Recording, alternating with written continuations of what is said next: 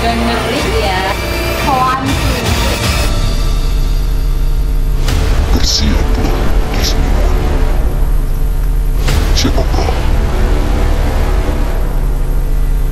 yang akan memenangkan COD Rise of Dixmedon? Halo para Dixmi, selamat datang di COD Rise of Dixmedon. Mari kita sambut peserta kita. Halo semuanya, nama saya Zulfan Jaya Kusuma. Saya dari jurusan IPA. IPK saya 4,1 dari 4. Halo guys, perkenalkan nama aku Sarah Zabanwati dari jurusan IPA. IPK aku 3,87.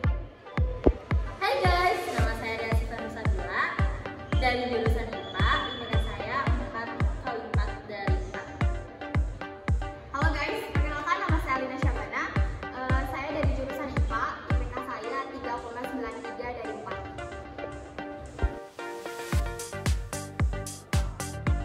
Orang-orang sepele. Lagian ngapain juga sih acara kayak begini diseriusin? Yang diseriusin tuh pacar.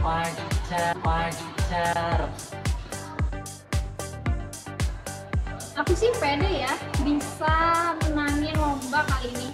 Soalnya ya mereka kelihatannya di bawah aku gitu loh. Pede. Waktu aku lihat muka mereka sih kayaknya pinter-pinter ya.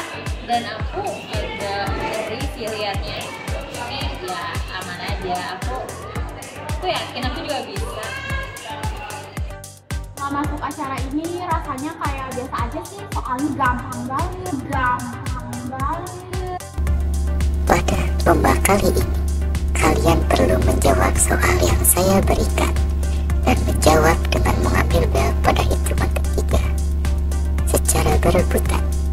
Mari kita mulai. Soal pertama. Siapa yang terlibat pada Gubernur 9 Serangkai? A. Mantan pasukan KNIL. B. Admin Dixmedam. C. Jajaran investor. D. PT Makmur Jaya. 1, 2, 3. Buru-buru banget, kayak yang bener aja. C. Jajaran investor. Jawaban Anda salah. Tuh kan, salah. Baik, akan saya ulangi soalnya.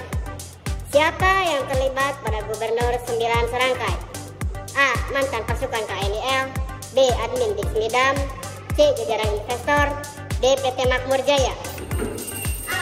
Mantan pasukan KNIL. Baik, jawaban Anda benar. Nah guys, tadi sempat di-mention nih di soal tentang Gubernur 9 Serangkai yang dimana berhubungan dengan latar belakang terjadinya pemberontakan Republik Maluku Selatan. Nah, pemberontakan ini terjadi ketika Indonesia berada dalam keadaan tidak menentu akibat konferensi meja bundar. Pemberontakan ini mengakibatkan gejolak di antara masyarakat Ambon yang mengakibatkan mereka ingin memisahkan diri dari pemerintahan Republik Indonesia Serikat. Pemberontakan ini dipimpin oleh Dr. C.R. Somokil yang dimana menginginkan wilayah Maluku Selatan diantaranya Serang, Ambon, dan Buru untuk memisahkan diri dari pemerintahan Republik Indonesia Serikat. Nah, untuk mencapai cita-citanya tersebut, Somokil mengumpulkan kekuatan militer dan melakukan pemberontakan tersebut. Nah, pemberontakan ini juga didukung oleh Belanda karena kegagalan Belanda dalam memunculkan kekuasaan imperialis kolonialnya kepada Indonesia yang sudah merdeka. Nah, oleh sebab itu juga banyak anggota-anggota dari pendukung pemberontakan ini adalah mantan pasukan KNIL yang dimana memiliki tujuan yang sama.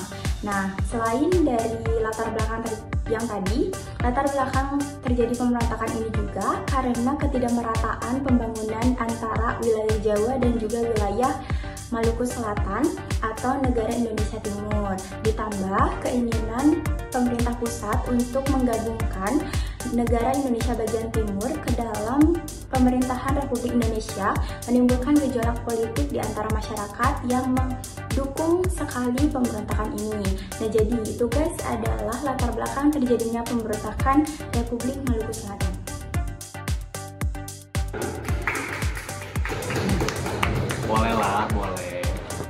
tapi aku pasti bisa lebih bagus. Soal berikutnya, siapakah Panglima Militer RMS? A. Jen Peterson Koen, B. Sutanto Hartono, C. Dante J. Samson. 1, 2, 3. Dante J. Samson. Berikut ini adalah beberapa tokoh yang terlibat dalam peristiwa Republik Maluku Selatan.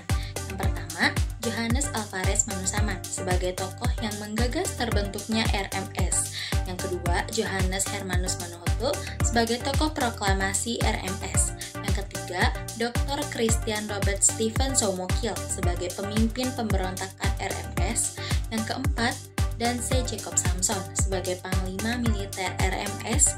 Yang kelima, Dr. Leimena sebagai pemimpin misi perdamaian. Dan yang keenam, Alexander Edwin Kawilarang sebagai pemimpin gerakan operasi militer 3. Soal selanjutnya, apa dampak yang terjadi setelah peristiwa RMS? A. Palangkaraya yang berada di tengah kepulauan Indonesia dan wilayahnya luas. B. Terjadi ketidakstabilan politik di Indonesia. C. Dea sakit perut sampai bergoncang ususnya. 1, 2, 3. C. Dia sakit perut sampai bergoncang ususnya. Jawaban Anda salah. Itu sebelah aku cowok apa sih? So ganteng banget, so cool, tapi salah. Saya ulangi. Apa dampak yang terjadi setelah peristiwa RMS? A. Palangkaraya yang berada di tengah kepulauan Indonesia dan wilayahnya luas. B. Terjadi ketidakstabilan politik di Indonesia. C. Dia sakit perut sampai berguncang ususnya. 1, 2, 3. Orang di sebelah aku ribetnya minta ampun, masa dia mau bawa bel kayak mau gempa. Terjadi ketidakstabilan politik di Indonesia. Jadi, ada beberapa dampak dari pemberontakan Republik Maluku Selatan, yaitu yang pertama, terjadinya ketidakstabilan politik di Indonesia, khususnya Maluku, yang mengganggu pemerintahan dan pelayanan publik. Dan yang kedua, mengganggu keamanan nasional dengan meningkatnya aksi kekerasan dan serangan teroris. Yang ketiga, mengurangi pertumbuhan ekonomi lokal dan nasional di Maluku. Dan yang terakhir, yang keempat, memicu ketegangan sosial dan etnis dengan terganggunya harmonis antar komunitas yang hidup berdampingan di wilayah tersebut.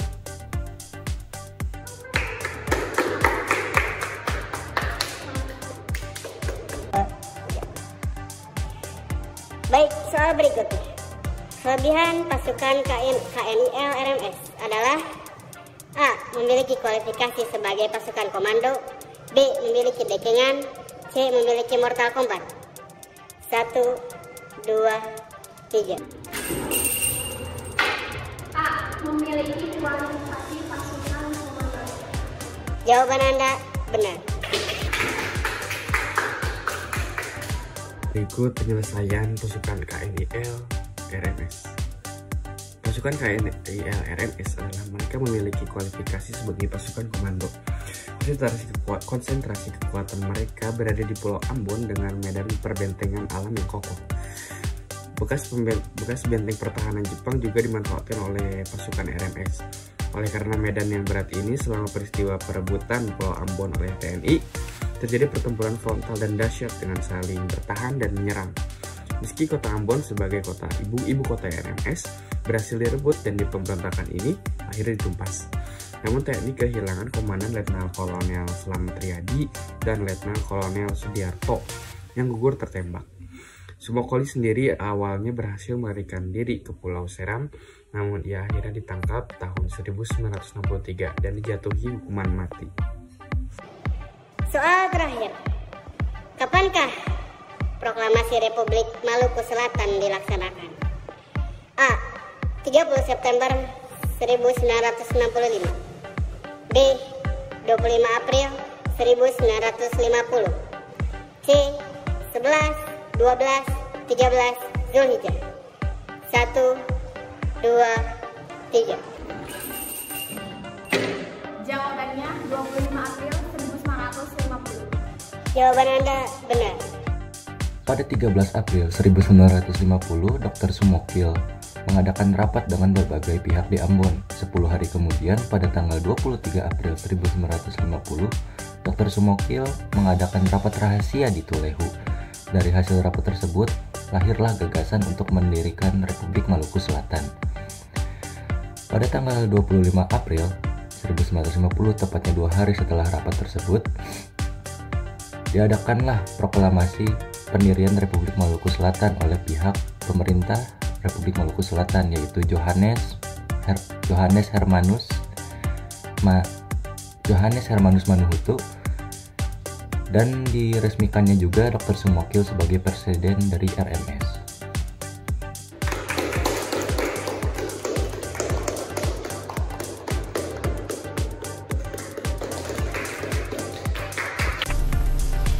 Siapakah pemenangnya? Jawablah di komen. COD Clash of Dix Medan.